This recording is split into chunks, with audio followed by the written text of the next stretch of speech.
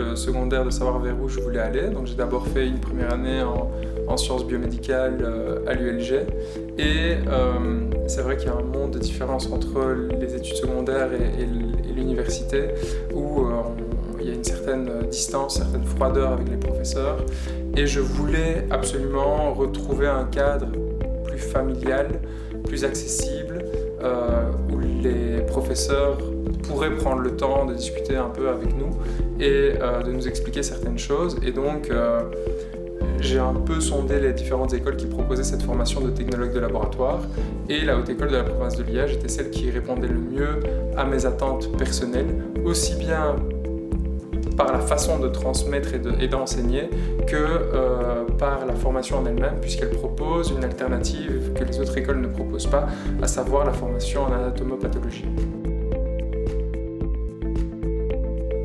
C'est être minutieux, être organisé, garder un esprit critique, pouvoir se structurer, être axé solution, parce qu'en tant que technologue de laboratoire, on va rencontrer pas mal de problèmes, que ce soit des pannes de machines ou des résultats incohérents ou ce genre de choses. Et donc c'est vraiment être axé solution et puis alors garder son sang-froid pour pouvoir justement mettre en place cette solution. Et donc le fait d'être structuré, minutieux, organisé et axé solution, ça permet vraiment d'être prêt à affronter chaque journée, puisque à chaque journée on va avoir en tant que technologue son lot de petits soucis du quotidien. J'ai choisi la HEPL parce que c'est une des seules écoles qui propose l'option cytologie. Et moi j'adore les sciences, mais je préfère largement la biologie et notamment l'étude des cellules à la chimie clinique. On est très proche de nos professeurs et donc du coup les professeurs écoutent nos remarques, nos difficultés et c'est ça qui m'a plu aussi à la HEPL. On a des travaux pratiques de bactériologie, d'hématologie, on a des travaux pratiques d'histologie, donc ça va vraiment dans tous les domaines de la science.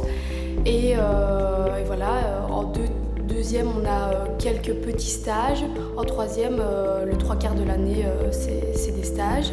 En fait, les travaux pratiques et les stages, ça nous permet vraiment d'apprivoiser le monde professionnel.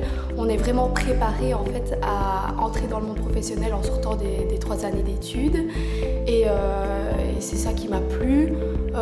Voilà, c'est vraiment comprendre ce qu'on fait en tant que technologue, comprendre le métier de technologue qui n'est pas toujours très connu.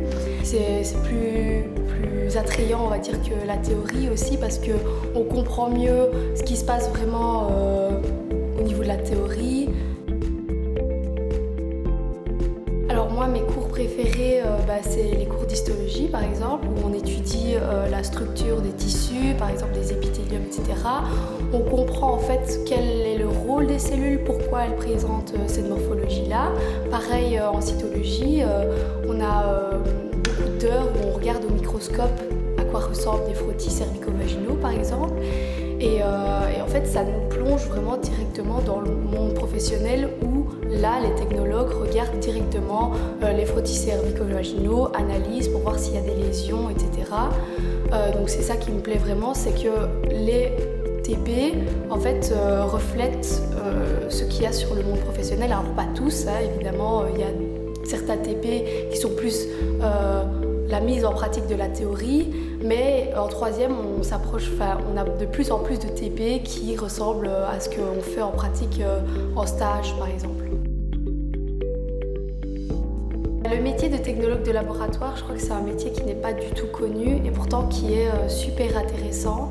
On fait partie du monde scientifique à notre échelle en aidant les biologistes à diagnostiquer des maladies, à rechercher des traitements, etc.